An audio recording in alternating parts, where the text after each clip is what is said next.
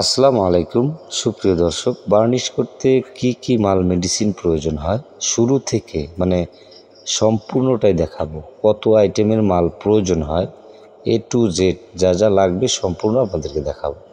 তো দর্শক, স্ক্রিনে যেই মাল আপনারা দেখতে পারতেছেন, আমরা কিন্তু ঘুরিয়ে ফিরিয়ে এ মাথা থেকে ও মাথা অবধি দেখাবো।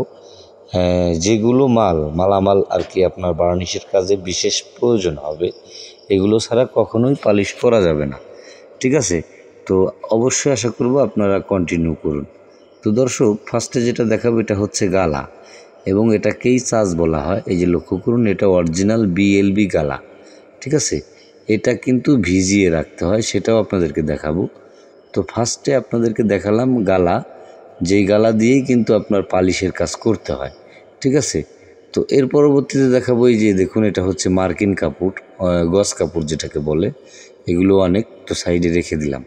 তো এই যে হাতে আর একটা মেডিসিন দেখতে পারতেছেন, এটা হচ্ছে রজন।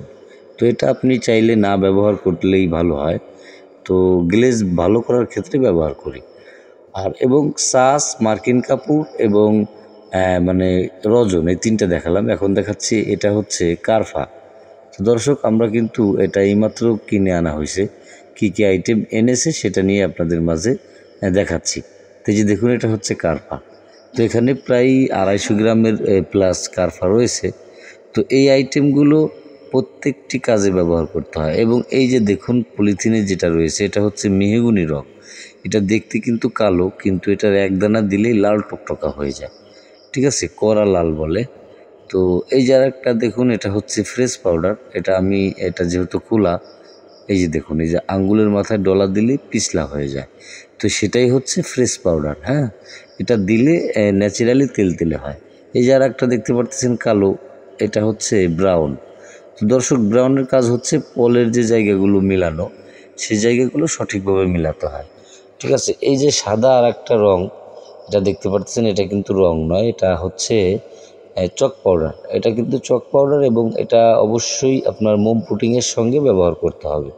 ঠিক আছে, তো এইখানে যেইগুলো আইটেম দেখালাম প্রত্যেকটি নাম বলে দিলাম এবং আপনাদেরকে দেখিয়ে দিচ্ছি। তো এই যে আর একটা রং রয়েছে, এই রংটার সঙ্গে পরিচয় করিয়ে দিই, এটা হচ্ছে সিঁদুর। তো অবশ্যই আপনি যে কালারই করেন না কেন, সিঁদুর আপনাকে ব্যবহার করতেই হবে। ঠিক আছে, এই যে আরও আর একটা রং, এটা দেখতে সর্ষে ফুলের মতো কালার, কিন্তু এটার নাম হচ্ছে পিউরি। দর্শক, অনেকেই চায়না পিউরি বলে। এবং সঙ্গে আর একটা দেখা যাচ্ছে যে কাঠালি কালারের যে রং, এটার নাম হচ্ছে হলুদ মাটি রং।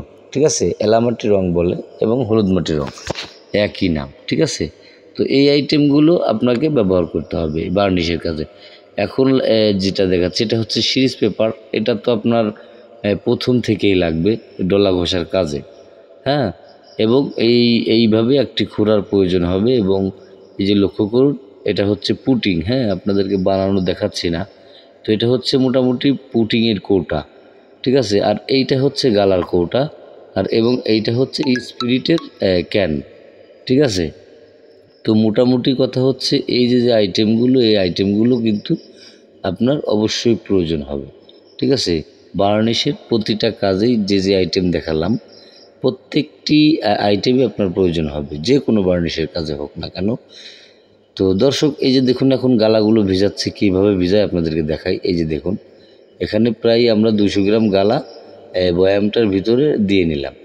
ঠিক আছে, এর পরবর্তীতে আমাদেরকে যে স্পিরিটটা এর সঙ্গে মিলাতে হবে, অবশ্যই স্পিরিটটা ভালো হতে হবে। ঠিক আছে, এই যে দেখুন, অলরেডি আমরা পরিমাণ অনুযায়ী স্পিরিটটা এই গালা দিয়ে ভিজিয়ে রাখলাম।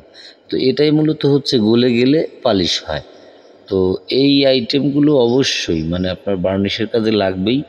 তো অবশ্যই আশা করব যে এই ভিডিওটি দেখে বিশেষ করে যারা বার্নিশের মালামাল সম্পর্কে জানতে চান এবং চিনতে চান, তাদেরকে দেখে খুবই উপকার হবে। তো এটাই হচ্ছে মূলত সম্পূর্ণ প্রসেসের একটি ভিডিও। দেখে কেমন লাগলো অবশ্যই কমেন্ট করে আমাদেরকে জানাবেন। আর বিশেষ করে যারা এখনও এই মাল মেডিসিন চিনতে পারেননি, তো সেটা আমাদেরকে লিখে জানাবেন, আমরা আপনাদেরকে সঙ্গে সঙ্গে কমেন্টের রিপ্লাই দিয়ে দেবো। তো এটাই ছিল আসলে ভিডিও। দেখে কেমন লাগলো, আশা করি যে ভালো লাগবে। ভালো থাকবেন, ধন্যবাদ।